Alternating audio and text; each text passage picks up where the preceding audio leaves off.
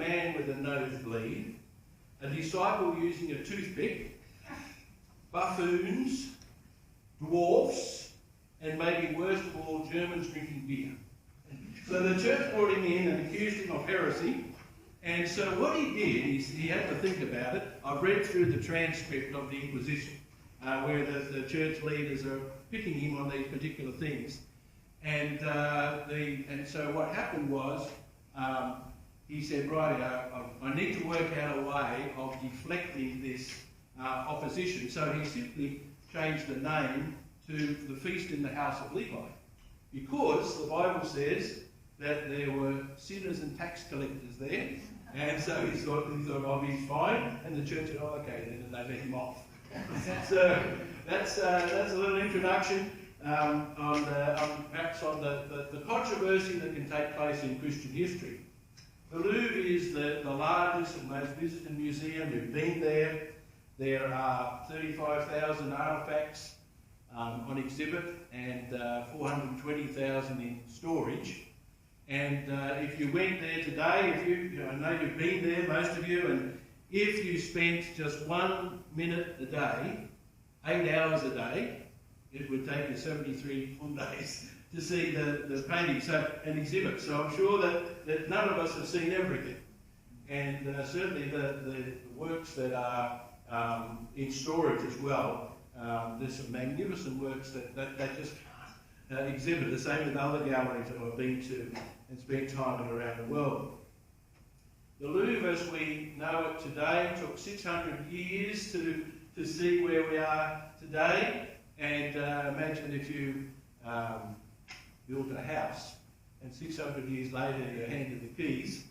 It's not quite like that, because it's about 400 times bigger than the average house here in Australia. But, as you know, it's a magnificent building and steeped in political and religious history. And it began back in the 1190s as a Parisian fortress against political attackers, and then became palace for the kings of France, and some of the greatest works of art on these walls. So let's start with a painting that features the crucifixion of Jesus.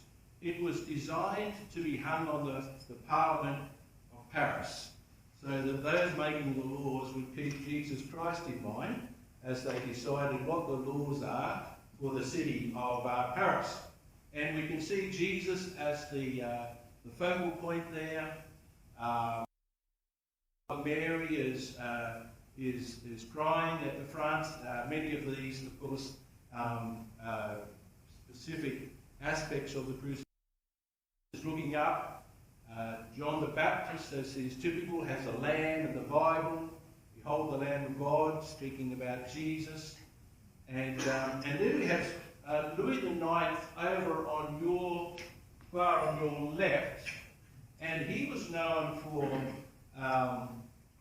getting rid of blasphemy by cutting off the tongue of anybody who spoke blasphemy, cutting off the lips. We've got Charlemagne on the far right. And I want to particularly focus on, here is St. Denis. Now, when I first saw this, my middle name is Dennis. And so I thought, I'm interested in this one. And the story goes that St. Denis had his head chopped off, and he then walked for 10 kilometres holding his head. Now, I don't know how much truth that is, probably not too much, I would imagine. But this is what, when people would go in and see these paintings through history, just beside the River Seine is the Louvre, as it was in the 1400s. And King Francis had transformed this fortress into a royal palace. And of course, if those of you who visited, you would remember the opulence of the rooms of the kings of France. And he was the man who persuaded Leonardo da Vinci to leave his or Louvre, however people say it different ways.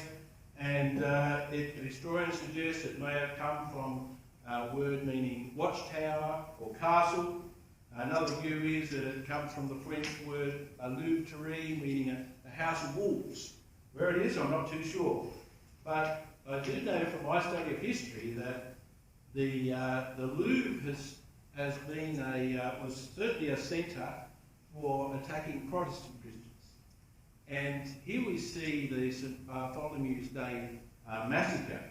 And the history goes that in the 1570s, this Catholic stronghold in Paris, where Catherine Medici, you see a portrait of her there in the Louvre, and Medici, of course, is a very famous Catholic family.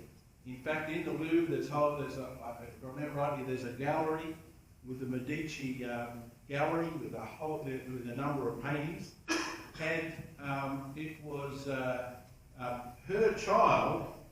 daughter, that was going to be married to the Protestant Huguenots. Well, when the Huguenots arrived in Paris, then it was on. And as the nearby church bells tolled, Catherine ordered an attack with her son Charles IX, saying, "Then kill them all, kill them all." And so he was up in the window shooting. I may even have an illustration of that, shooting. And the head of the Huguenots was taken, hands chopped off, feet chopped off, killed obviously, and then dragged through the city. And up to 70,000 Protestant Christians were killed throughout France during this massacre. And it was so bad that tradition says that there were so many dead in the River Seine that the fish couldn't be eaten for months. And it was certainly a horrendous massacre. But when the news of the killing of the Protestant Christians got to Pope Gregory, he was so thrilled. He declared a day of festivity and jubilation. And the person who brought the news, he gave them 1,000 crowns for their efforts.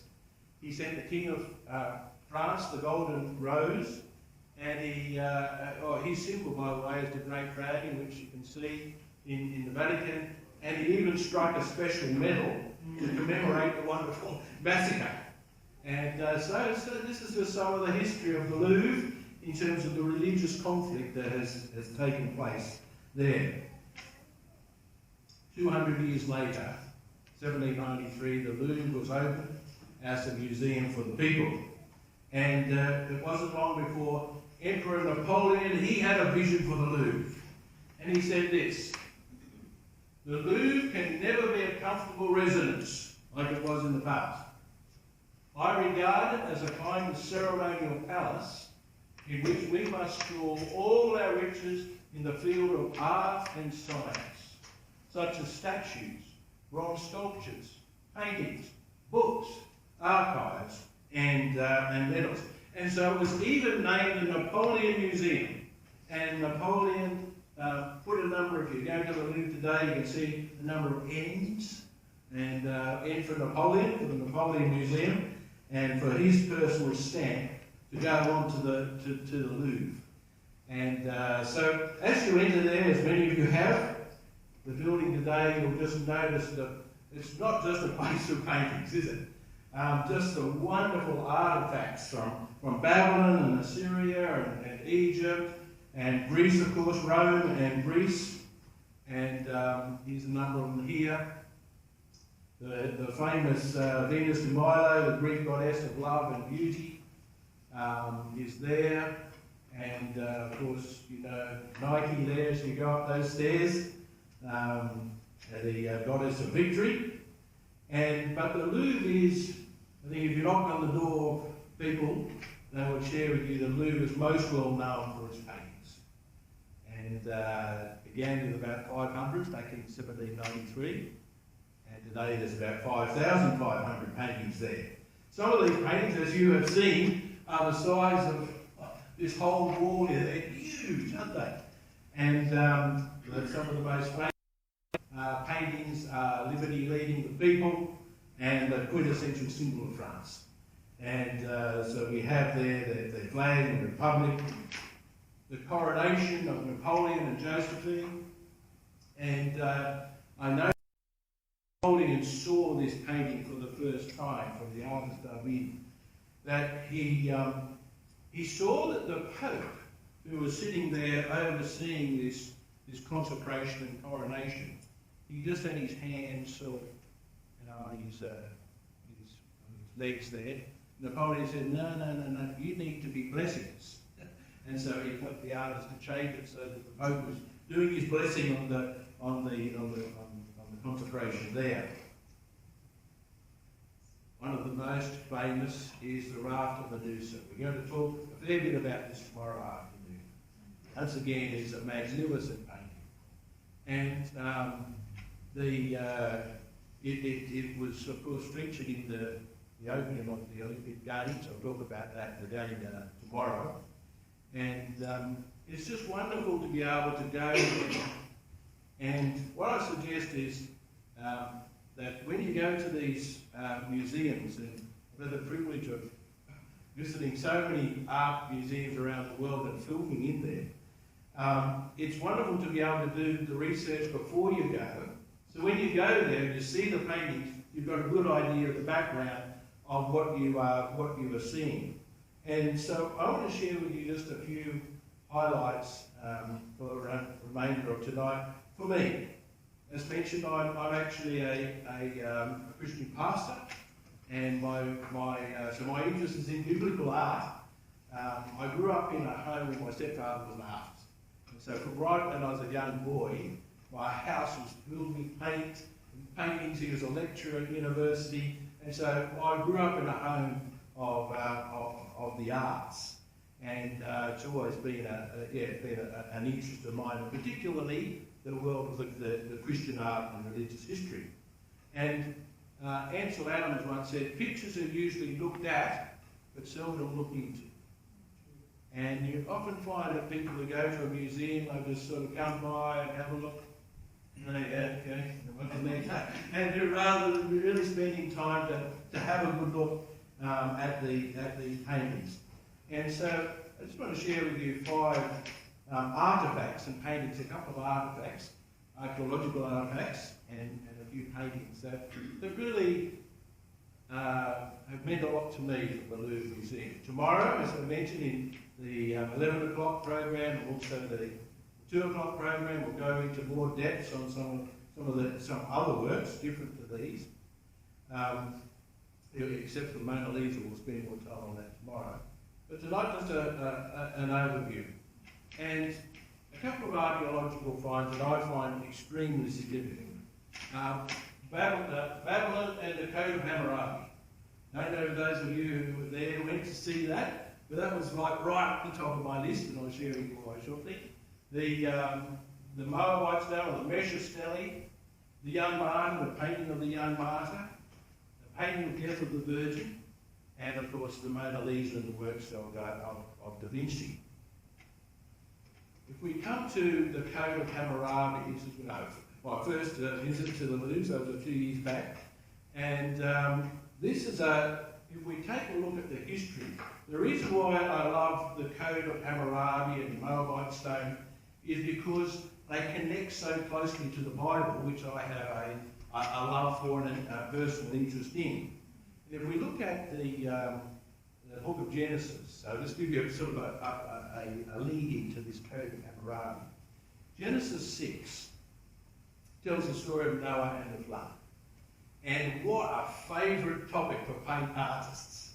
In fact, I've just put together a whole lot of works of art on the flood.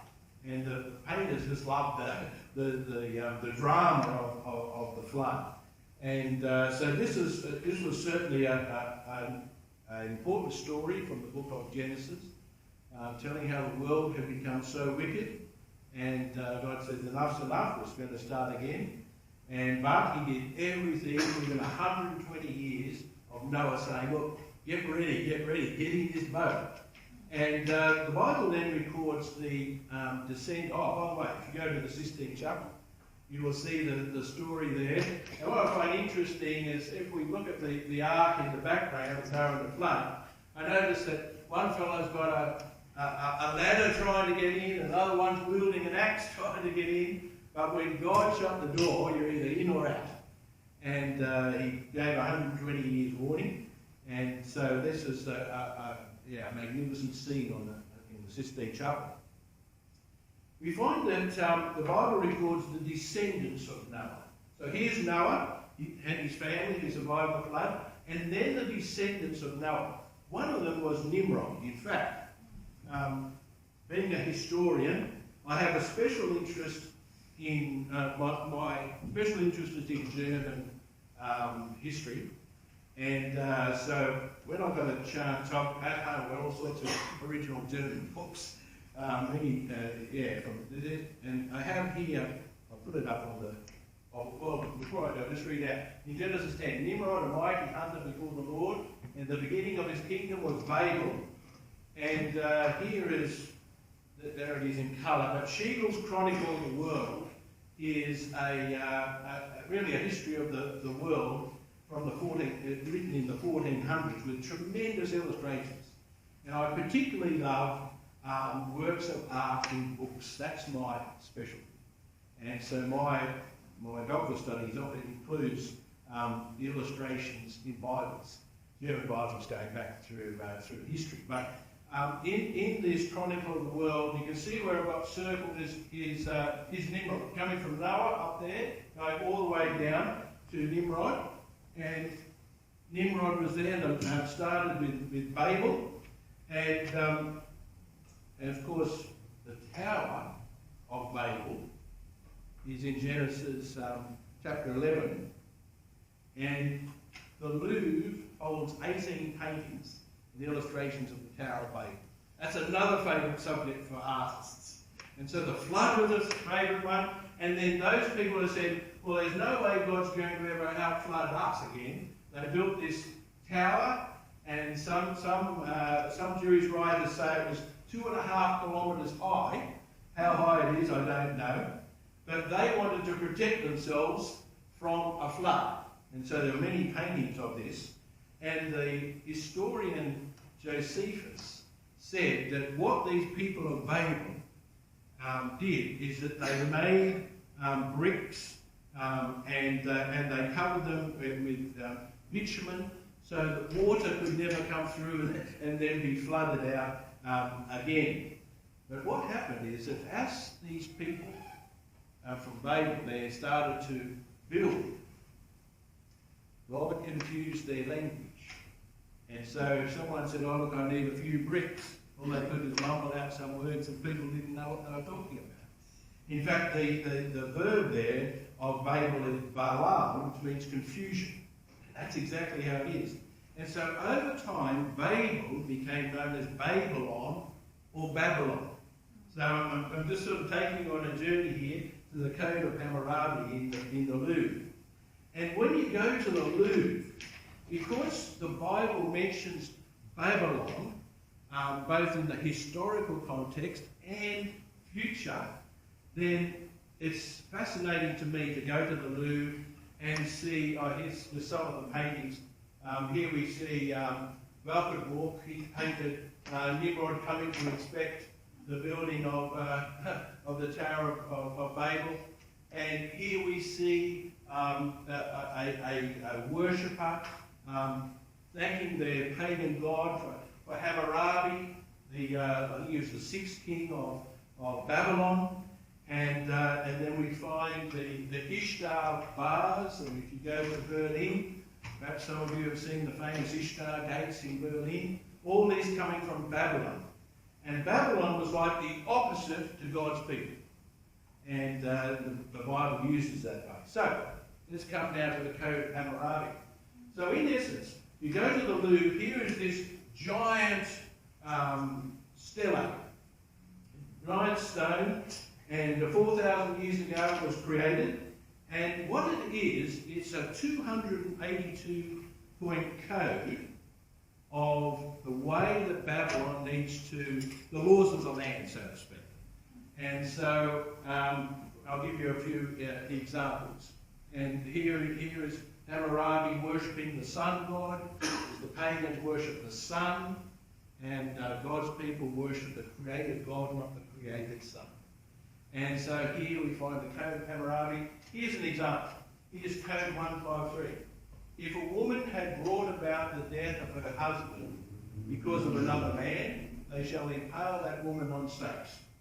There's one. If a barber, without the knowledge of his master, cut the sign of a slave on a slave not to be sold, the hands of this barber shall be cut off. So it's pretty severe. And then we find this one here. If a builder, I don't know if any of you are builders, but if a builder builds a house for someone and does not construct it properly, then the house which he built fall in and kill its owner, then that builder shall be put to death. So these are some of the laws of the land of Babylon there. And if you go through these, you'd want to do a solid job, that's for sure.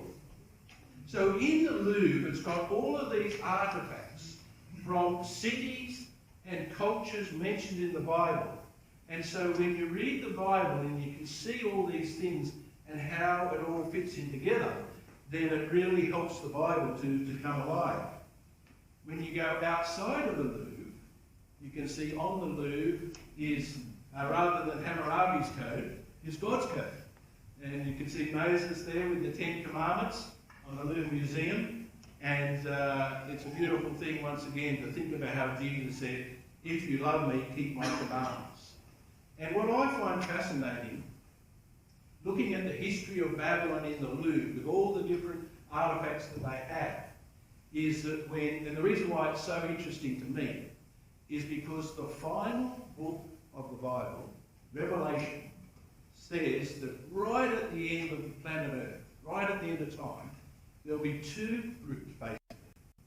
Those who worship God, the created God, and keep the commandments as the created God, including, I believe, remember the seventh day to keep it holy. And then there'll be another group who are like Babylon of old, and rather than the created God. And the Bible warns against being like Babylon, and it instructs us to be like the people of God who believe in God and in His commandments. So the second artifact I want to share with you is the Mesha Stele, or the Moabite stone. Once again, as somebody with an interest in history, what I find fascinating is that because the Bible has so much history in it, a number of historians and archaeologists go through certain parts of the Bible and say, there, see, no one else has said that, it hasn't been shown, the Bible must be wrong, you can't trust it.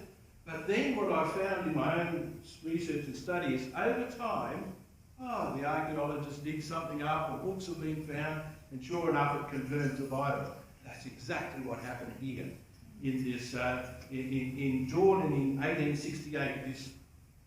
This Phoenician script was dug, and what does it do? It confirms the stories in the book of Kings, the geography of the Bible, the history of the Bible, and the characters of the Bible. This is one of the earliest places that the Hebrew God Yahweh is mentioned, back all those thousands of years ago, and due to the house of David. So once again, right here in the Louvre, there are these ancient artifacts that record stories and demonstrate the history of the Bible. Okay, let's move to a few paintings.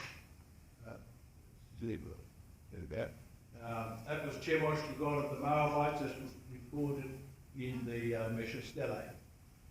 I've got to say, this is one of my favourite paintings in the Louvre. I don't know if those of you who have been there remember the young Martin. Can anybody remember the young Martin? No. Oh, wow, you missed one of those captivating paintings. And that's not far from the Mona Lisa. You know, mind you, these art galleries do move paintings around a fair bit. So you think, oh yeah, I remember it was there. You come back and, why are you somewhere else? Anyway, it's usually fairly close to the Mona Lisa, and here in the Louvre. And I found when I went there, you know, it's one thing to have a look at a painting on a screen or something, but to actually go there and soak it all up is quite special. I found it a mystical, eerie painting just to expand my own imagination thinking about it. The artist was a man by the name of Paul Delaroche, and he's a Frenchman. And this man loved historical themes, biblical themes. And what we find in this painting of the young martyr is that, go back, her hands are tied, so it's around the early 300s AD, and her hands are tied, her clothes are saturated, yet she's still floating in the river Tiber in Rome. Roman soldiers looking on. And this was the time when there were many young martyrs. This is the time of Diocletian and the great persecution. And what I particularly appreciate about this work of art is that Paul Delaroche, the artist, the French of course have something special about, I think, their relationships between each other and their love for each other. And his wife, Louise, died at a very young age. And this is her face. And so when he painted the young martyr, he put his wife's face on the work because he saw her as a martyr. He saw her as somebody who went too soon. He loved her so much, and he just wanted people to see the beauty of his wife, and his heart deserves him, and he did this in a number of his paintings. It's a beautiful painting, and sadly there he is, the artist, and sadly during this time of martyrs, the Diocletian, it was 10 years particularly, between 303 AD and 313 AD, the time of great persecution, where Christians were martyred, books were burned, they were stretched down on the rack. I don't know if any of you have seen through Europe some of the museums of persecution, but they are tremendous, what would happen, particularly to the Christians. And during this time, and when I think about that, when I saw this painting, Young Martyr, not only was it the beauty of this lady that really impressed me, the artist's work, the way that he constructed his work, but also the thought that through history there have been so many people who have been killed for their faith in Jesus. This reminds me that sometimes we feel like we've got it pretty tough in life, but there have been many people who have done so, have gone through horrendous times for their faith, and nothing would stop them from standing firm for Jesus. Death of the Virgin is another work that I find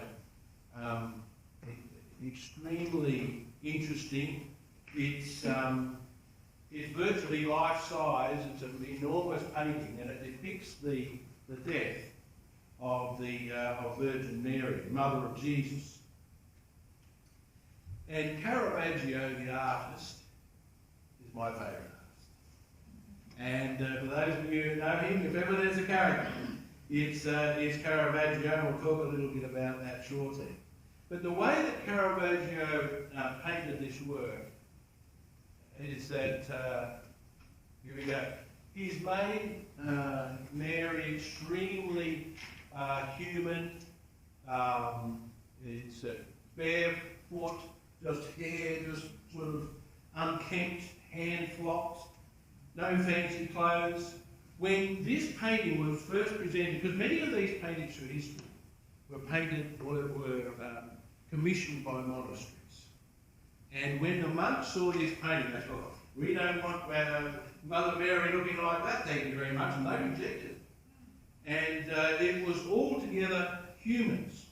And Caravaggio was accused of going down there to the river and pulling a prostitute out to have as his model, the dead model, for Mother Mary. But think about this. Maybe the aim of the artist Caravaggio was to depict the humanity, to think that the Blessed Virgin Mary had the unfathomable honour of giving birth to the Lord Jesus Christ, and yet Jesus and those close to him are people we can be near to. The disciples, you can see their humanity with their bald heads, their heads in their hands. They're trying to come to the grips. We've got Mary Magdalene down here just sobbing at the death of Mary, and I believe Caravaggio was wanting to communicate and bring emotion out of the viewer for the death of people, not just Mary, but to the death of people we love as well. And I'm sure a number of you, my mother died of pancreatic cancer. Those who would be aware of that know it's just heart-wrenching. Oh, you just can't describe it. And artists, I believe, have the ability to be able to bring that emotion out and show other people who have died and bring it close home to yourself.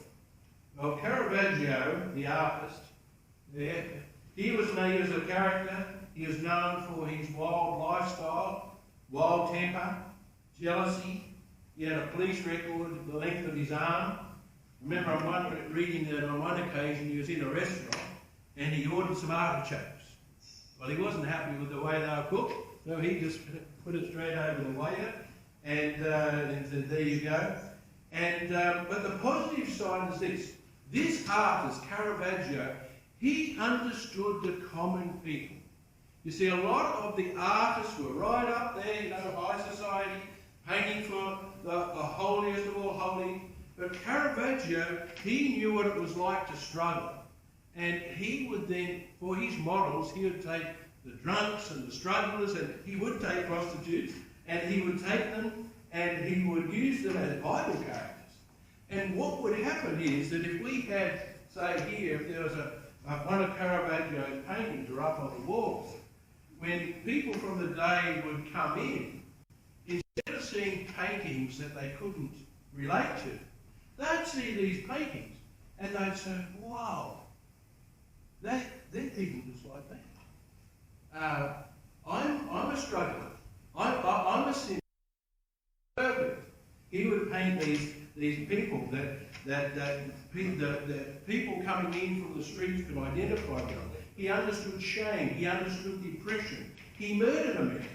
He knew what it was like to let God down. And so he painted biblical history from his past and his own experience. And certainly the lesson I've learned in any form of community, I was that the common people heard him glad to speak of Jesus. And communicate in a way that is never putting people down or thinking you're better than anybody else. Then we have, of course, there's the works of Caravaggio, Leonardo da Vinci, the hero of all heroes in the Louvre, and the court artist of King Francis I, as I have mentioned before.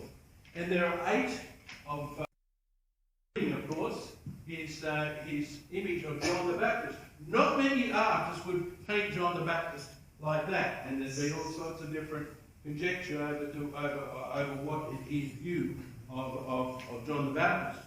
And then we have the beautiful dramatic rock formations, the Virgin of the Rocks, and but of course the Mona Lisa is the painting that everybody is familiar with. And people wonder, well, who is this Mona Lisa? And that the Mona Lisa, the facing Mona Lisa was the wife of the wealthy cloth merchant who commissioned the painting. And theories abound about certain, symbols and signs and mysterious letters and so on in her face and in her eyes. And there have been a number of different versions to this one and the original one. She was smiling a lot more, and she's certainly a survivor. In fact, think about it, she survived being stolen. We'll talk about that tomorrow. World War II, Napoleon had her hung up on his bedroom wall. And there's been all sorts of attacks throughout the last 50 or 60 years. A Bolivian person threw a rock at her. A distraught Russian woman who didn't get French residency, well, she threw a souvenir mug at her. And then we found a couple of years ago a wheelchair-bound protester hurled a cake at the Mona Lisa. And just this year, a couple of protesters threw pumpkin soup on it. But of course, as you know, it's all behind glass. For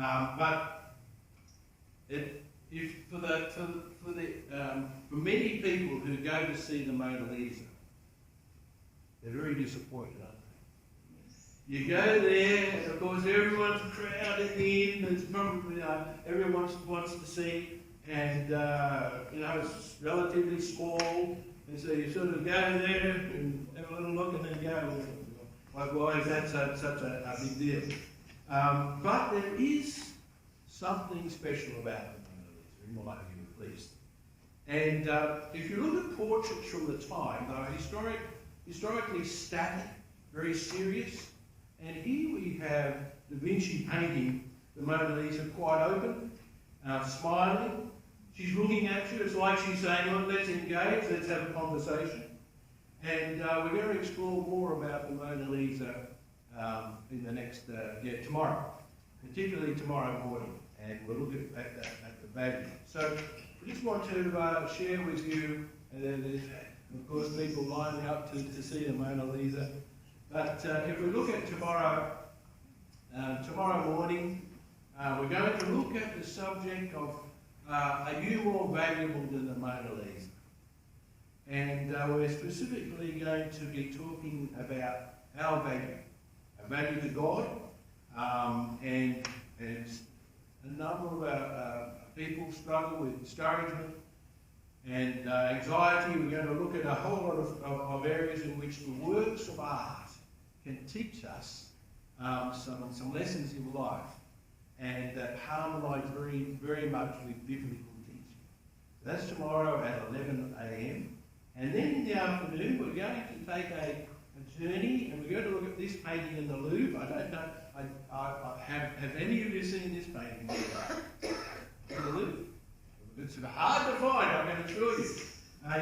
It's like in this tiny little room, but this painting called Ship of Fools has a tremendous story. And so at 2 o'clock tomorrow, they're going to look at how to be a success in life. What does it mean to be a success in life? What does it mean to be a fool? And once again, we're going to look at a number of works of art to teach us what really. Any questions? Very odd. Yes. Yes. Just several times you mentioned that the church had a saying on what was painted in representing the representation of the Bible actors. The building of. Well, as I mentioned, originally it was a fortress, and in the Palace of the Kings, and then it became a public museum. But if you look at history, today, at least in Australia, all of us can read, and we have access to a Bible, and can read the Bible. But if you look through much of history, people couldn't read, and they certainly didn't have access to Bibles.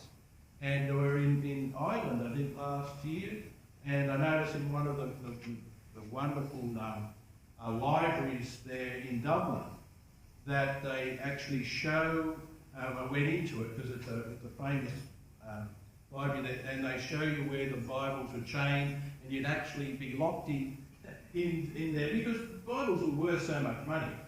And so the access to Bibles and reading was so poor, and so the church communicated through pictures. And so you went into churches, priests in the Catholic faith, then once again these they would be filled with these paintings, and they all became aspects of worship and so on and so forth. And then as a number of these places closed down, then they became purchased by museums and kings, and the royalty, that became a competition who could get the best painters. If they were a royalty who could get the best artists and the best paintings, and they owned it, well, that was worth so much. And the same in the Protestant, even they wanted to have the best paintings, particularly to illustrate Bible stories. It's that access to the people in the Bible in itself encouraged when the church community people having that access. And they were very much against the time when the first printing presses came in Britain. The church was benefits against it because they were aware that people would make copies of the Bible more Vatican to the following then one Catholic church had to eliminate still. Yes, and of course when people read the Bible, and we'll give some examples. The fellow who painted this, he was a very high up sort of in the medieval church, and when he saw the difference between what the Bible says and the way the church was conducting itself, then he said, "Oh, okay, there's something desperately wrong here." And as the Bible was printed and spread out, then a lot of the early Bibles had wonderful pictures in it. And so the people who even couldn't read, they could at least see the pictures of the Bible stories. And as this happened, and they got to know what was right and what was wrong, what was truth, what was error, then they changed their faith. And so, yeah, it was fascinating.